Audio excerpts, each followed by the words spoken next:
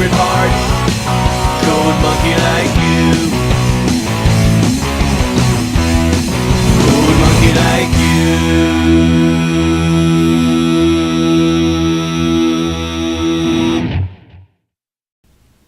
Hey. Woohoo, the 125th episode. I'm so excited. Yeah, hey guys, what's up? It's me, the Media Raptor, and welcome to the 125th episode of the Media Raptor Reviews. In keeping with the past 4 episode theme, we're going to do a reaction and review. Tonight, I'm going to watch a 2016 animated movie based off a franchise I could not possibly care less about. I'm going to watch this. Yeah, My Little Pony Equestria Girls, Legend of Everfree. If you guys want to know the story as to why I'm doing this, the answer's simple. There's a YouTuber I watch, his name is Everfree. He's actually the guy who started, at least I believe started... Oh, it's just the water, sorry. Who I believe started the reaction and reviews. You know, he was a big inspiration for me to even start YouTube in the first place. He reviewed the first 2 Equestria Girl movies, and no, I haven't seen them, and no, I never will watch them. And he said they were so bad, he banned them. He banned those movies and that whole franchise from his show, leaving this one unreviewed. So a couple of my friends and me were watching his videos, and they said, "Yo, Raptor, you're coming up to 125. You should do that movie." And I'm like, "Yeah, no. Give me one good reason why." And they said they'd pay me $5, and I said, "Well, you said that about Day of the Diesels, and I'm not doing that again. If you pay me $20, then sure." So they looked at each other and they said they wouldn't pay me, but they decided to hit me with the cheapest, lamest card possible. Don't do it for us. Do it for your fans. Now, I got a question. Is watching this 2016 animated movie for little girls and, you know, wasting away 74 minutes of my life for you guys, is it worth it? Yeah. You guys have been there since the beginning. Some of you have been there since my Thomas and Mr. Conductor's Gold Dust reaction video. Some of you have been there only since Day of the Diesels. But you guys have been watching my show, and I want to thank you for it. And what better way than through suffering, so I'm going to stop stalling and just try and get this over with, but I swear if this thing breaks into a musical, I might physically hurt myself. So, anyhow, you guys, I got my Godzilla hat on for good luck, and I'm just praying that this thing will be over. This thing will be short, so I don't have to suffer. And let's just kick back, relax, and start the 125th episode by watching My Little Pony Equestria Girls, Legend of Everfree. That title is so dumb.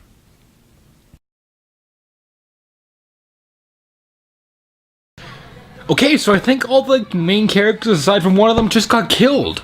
This movie is awesome!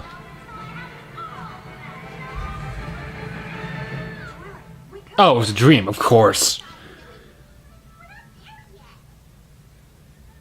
Of course, it was too good to be true. You know, they couldn't just kill the main characters. I'm already in a lot of pain. This movie's going to hurt.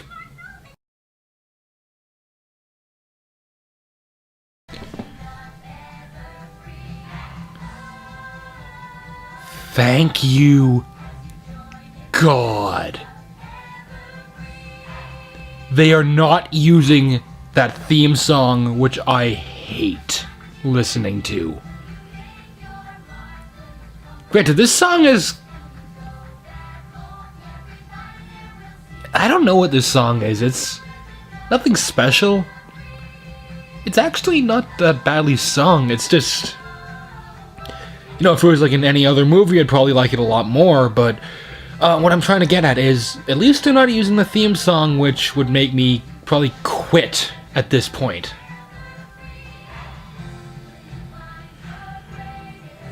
So, I'm not saying in any way that I have hope for this movie, but at least they've given me one thing to not be mad at.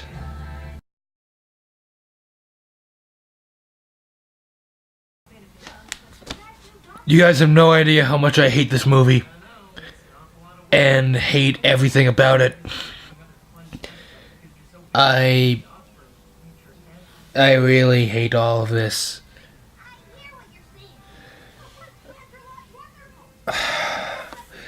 There's supposed to be a plot in this, right? Because it's been like 12 minutes, and we've got no plot. Like, of any kind.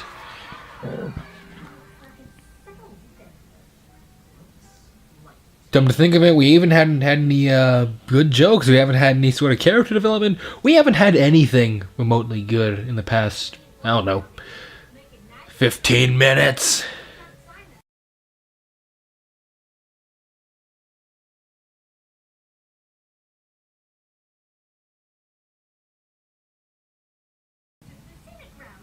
You guys, I think I just realized what they're trying to do with this plot, and I swear, if they go where I think they want to go with it, it's gonna be essentially a wannabe.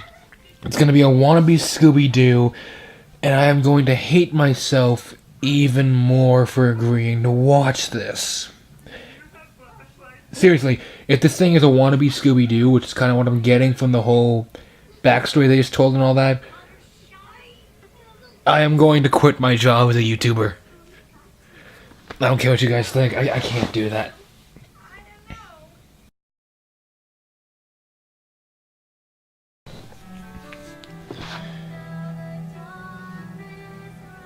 We have a song. Joy. Don't get me wrong, Tara Strong is actually a really good singer, and she's a really talented actress. See, the reason why I really hate the songs in this is because it's connected to this thing. Not because of the song themselves. It's just, they're all the exact same pretty much, is what my problem with them is. We're like nearly 40 minutes into this, and there's still barely any plot. Seriously. This is incredibly pathetic. This thing wouldn't even fill a 22-minute cartoon. But I'll tear it apart when it's over.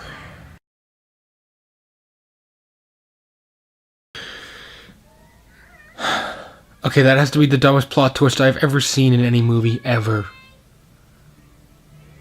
Like, that wasn't even clever in the slightest. It was just... The sad thing is, I didn't see it coming, which makes it all the more insulting, because they really have... But the thing is, though, they didn't even do it in the right idea, in the right way. So... whatever.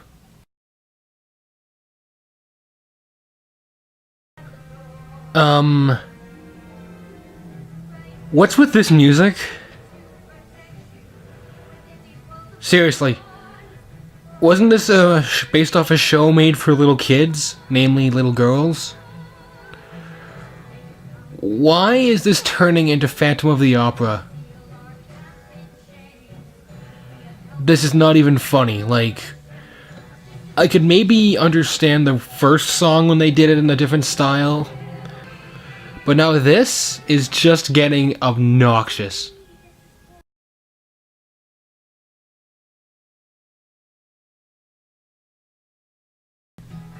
It's over.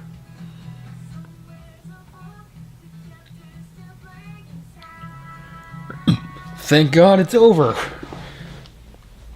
Can I die now? Seriously, can I die now? I'm ready for it.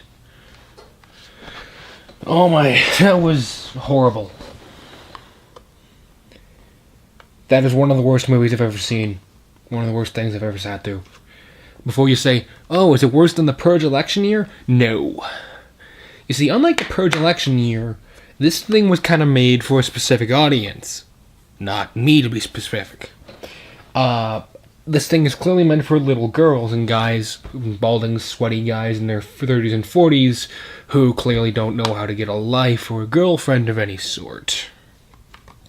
I am neither a little girl or that type of people I just mentioned. So this thing is clearly not for me. So unlike The Purge Anarchy, which was just a bad movie all around, this thing I can excuse a lot of the writing flaws as just, it's for kids.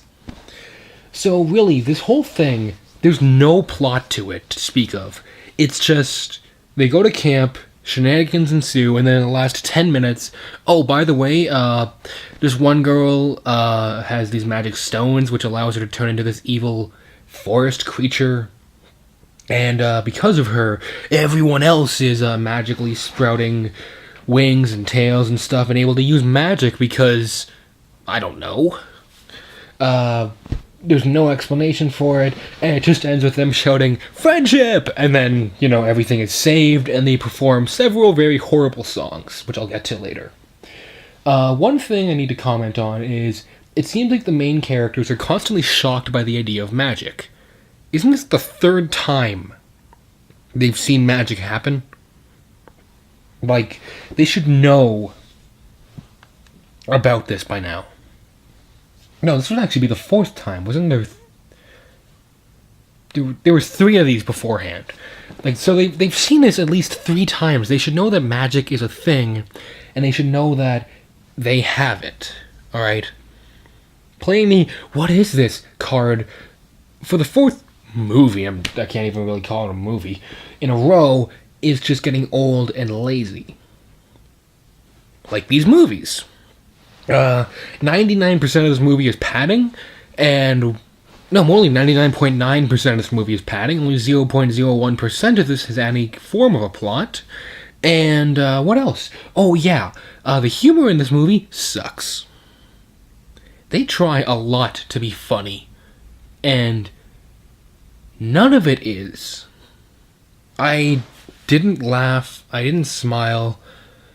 I just sat there questioning everything I've ever done with my life. So, yeah, apparently these random stones, which are supposed to be like this world's elements of, was it harmony or friendship? I can't even remember. Are apparently giving everyone magic. How do they get here? Where do they come from? What are they made of? What are their properties? Why is this happening? Well, I hope you don't want answers, because you're not going to get any. Ever. Seriously. And as much as I could sit here and just keep on blast... Oh, yeah. The characters, they're all stereotypes.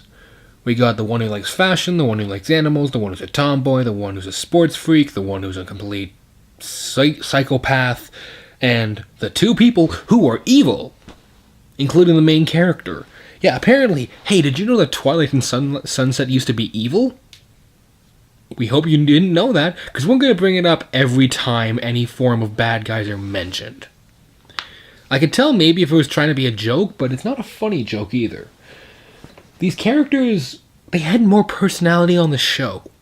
Like, the little bits I watched, I didn't care for it, but at least they had some form of a personality. Here they're just like, look, we're here, deal with it.